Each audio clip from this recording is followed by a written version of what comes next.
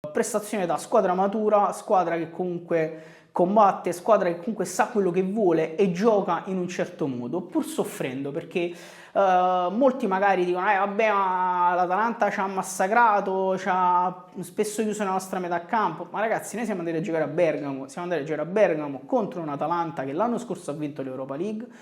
contro un'Atalanta che è cresciuta, è maturata e che Gasperini fa giocare comunque in maniera eccezionale, è una squadra che gioca benissimo con dei singoli stratosferici al momento, perché comunque c'è Lukman, c'è Retegui, c'è De Ketelare, c'è Samardzic, ci sono una serie di giocatori che permettono all'Atalanta di avere un gioco incredibile. Quindi che cosa si pretende? Di andare a Bergamo, dominare e vincere 4-0? Ragazzi, ma non lo fa nessuno, non lo fa nemmeno l'Inter e non lo fanno nemmeno tutte le altre squadre, insomma, che giocano in Serie A. Quindi è normale avere dei periodi durante la partita in cui c'è sofferenza, in cui bisogna stare dietro e cercare di tenere botta, e non è facile.